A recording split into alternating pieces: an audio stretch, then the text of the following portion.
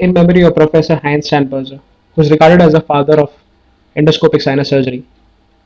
Also to pay tribute to Sir Harold Horace Hopkins, the British physicist who invented the endoscopes. It's on the shoulders of these giants that we stand today to elaborate, discuss, and simplify the concepts of nasal endoscopy and its three passes. Let's begin.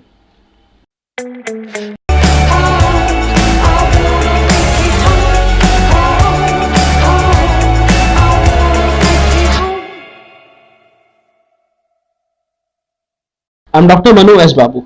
I welcome you all to ENT Companion, your one stop for simplified ENT and head and neck surgery. Endoscopy is a procedure of visualization of the nasal cavity and the nasopharynx using an instrument called as the nasal endoscope. A nasal endoscope has different parts, the knowledge of which is very important. Starting from the proximal end to the distal end, the proximal being the area which is very closer to you and the distal being the area which is farthest away from you. The proximal end is called as the eye shield, which is attached to the video equipment camera or is in contact with the with the doctor's eye. Distal to the eye shield is the light port which is attached to the light source. Distal to the light port is the color coding of the endoscope. Each endoscope has specific color coding which is used to identify the endoscope for its degree of illumination. Now distal to the color coding is the shaft of the endoscope, the outer diameter of which is the insertion diameter defines the endoscope. The shaft of the endoscope is the working length between the color coding and the distal point which is inserted into the nasal cavity.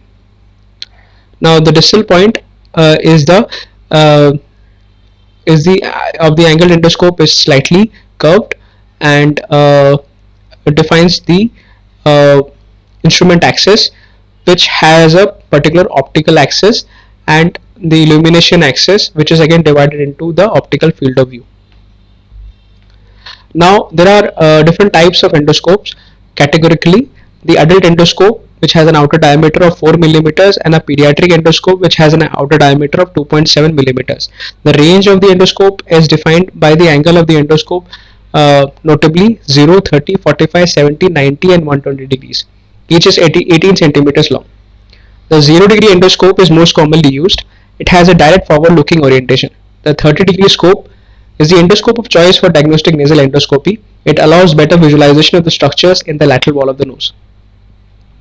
The 70 and the 90 degree scopes are used to visualize work in the frontal recess and the maxillary antrum. They are also useful to visualize the laryngeal and hypopharyngeal inlets as an alternative to indirect laryngoscopy. The 120 degree scope is used to visualize the anterior wall of the maxillary sinus through the enterostomy opening.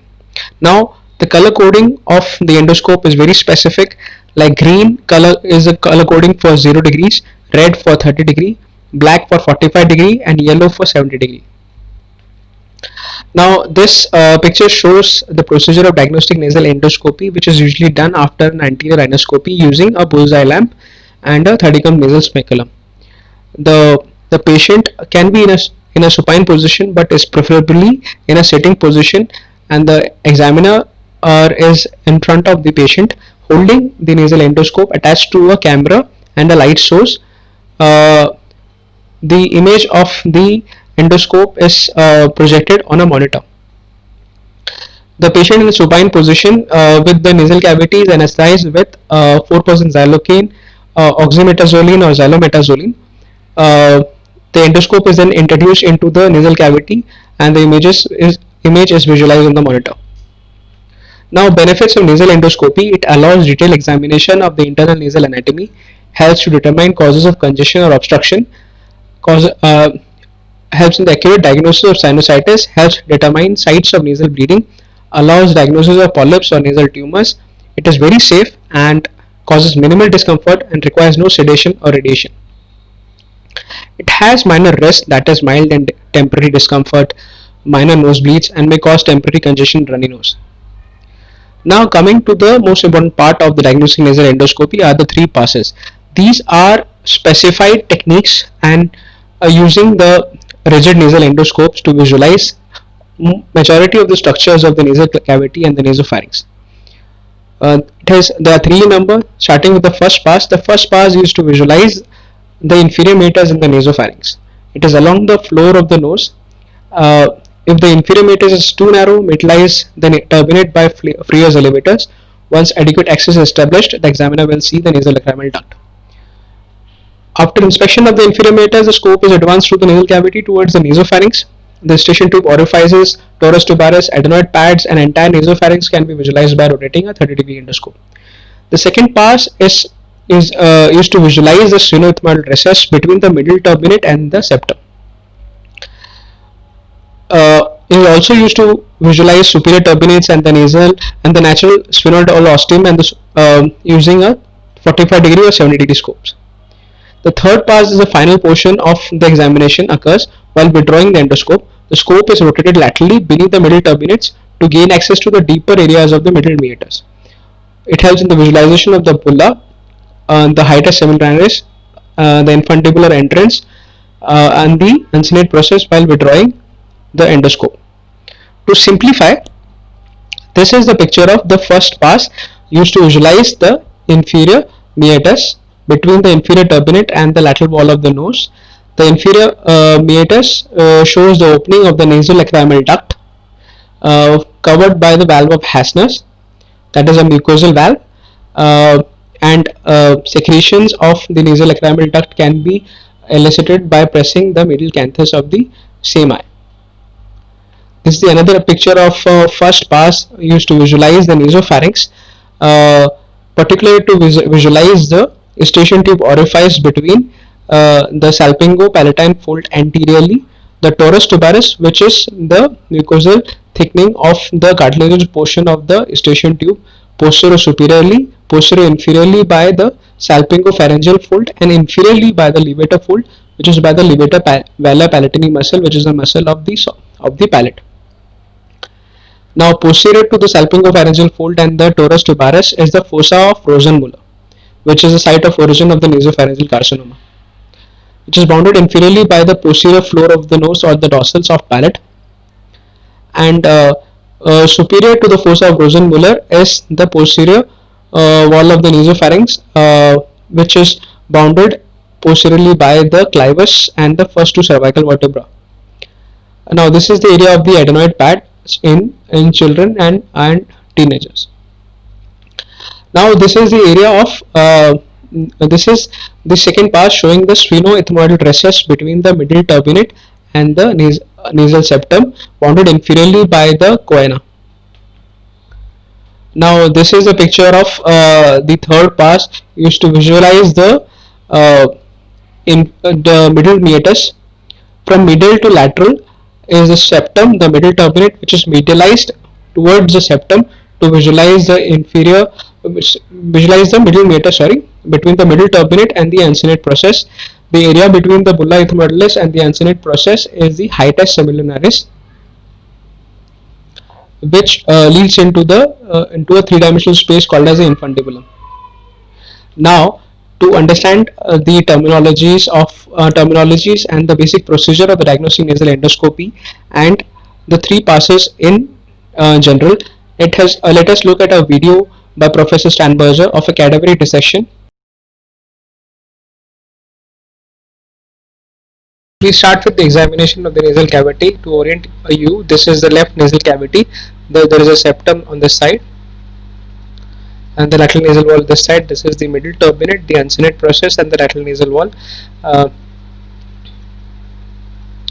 To inferiorly, this is the inferior turbinate, and there is a septal spur which is obstructing the inferior turbinate, as you can see now. This is an indication for removal if the patient is symptomatic. This is the first impression in which we see for any pathologies which can be obstructing the nasal passages up to the olfactory fossa. After which we start with the three standardized passes, which the first pass is along the floor of the nasal cavity. We take the scope between the inferior turbinate and the septal spur along the floor of the nasal cavity to reach up to the choana. This is the choana, which is bounded medially by the vomer laterally by the eustachian tube opening and the torus tuberous and the soft palate inferiorly. You can tilt the scope to visualize the eustachian tube opening much better, and up to the isthmus can be visualized. Then there is the torus tuberous and the fossa of Rosenmuller behind it. The scope can be tilted upwards to visualize the rostrum, floor of the rostrum of the sphenoid on superiorly here, which gives attachment to the adenoids if present. The scope can be tilted much more medially to visualize the opposite side torus tuberous and the eustachian tube opening here. The fossa of the Rosenmuller on the right side, it can be tilted more inferiorly to visualize the soft palate, the uvula, and the patient can be asked to phonate to visualize the laryngopharynx. Now this completes the examination of the nasopharyngeal part of the first pass. We can come more forwards back into the nasal cavity to visualize the inferior meatus, which lies between the inferior turbinate and the lateral wall of the nose. The elasticity of the inferior turbinate can be used to visualize the inferior meatus. The scope can be manipulated to go back into the inferior meatus more posteriorly, starting more posteriorly, then coming backwards. Can visualize the inferior meatus. This is the most posterior part of the inferior meatus, the attachment of the inferior turbinate to the lateral nasal wall. Now the scope can be withdrawn. On withdrawing, you can see the inferior meatal area, which has only one content, that is the opening of the nasolacrimal duct. This here is the opening of the nasolacrimal duct, usually covered by via a valve of Hassner. This opening could be single or could be multiple, and if not visible clearly like this, you can squeeze the medial canthus to squeeze out a tear from the nasolacrimal duct opening. This completes the first pass, that is the examination of the nasopharynx and also the inferior meatus. Now we can withdraw the scope and look for the second pass. The second pass is above the inferior turbinate and between the middle turbinate and the septum. You go back into the choana above the inferior turbinate to reach the superior end of the choana, showing the posterior attachment of the middle turbinate. Then rotate the scope much more upwards to reach to the area of the sphenoethmoidal recess between the middle turbinate and the septum. This is the area of the sphenoethmoidal recess, which shows the opening of the sphenoid sinus and also the bulge of the superior turbinate. This completes the second pass, which is the examination of the sphenoethmoidal recess. Now we come back for the third pass, which is the examination of the middle meatus, which is between the middle turbinate, the attachment on the agar nasi and the uncinate process, and this line, which is also called as the maxillary line, which is the attachment of the uncinate process to the lateral nasal wall. Now we can go and separate the middle turbinate from the uncinate by using the elasticity of the flexibility of the middle turbinate without out fracturing it. Care should be taken not to mobilize the middle turbinate more, which may lead to out fracturing of the middle turbinate and which may lead eventually to the lateralization of the middle turbinate. Now we go more posteriorly like before to see the attachment of the ground lamella to the lateral nasal wall. Now going more medially, we see the opening of the accessory ostium or the posterior fontanelle of the maxillary sinus. The accessory ostium is more vertical, whereas the main ostia are usually more angulated to 20 to 25 degrees from the vertical. Now we can go more upwards to visualize the bulla ethmodalis between the middle turbinate and the uncinate process. The bulla lies between the middle turbinate and the uncinate process, and the small gaps between the middle turbinate and the bulla are the retrobullar and the suprabullar or the suprabullar recesses. Again, using the elasticity of the middle turbinate, using a Cottrell's elevator, you can go in between the uncinate process and the middle turbinate to visualize the bulla ethmodalis, the supra and the retrobullar recesses, and also the frontal recess. This completes the examination or the three passes of the diagnostic nasal endoscopy. So that's it from my side, guys. Hope you all liked it. Do tell me about it in the comment section below. Fire away any suggestions, and don't forget to like the video and subscribe to ENT Companion. Thank you for watching.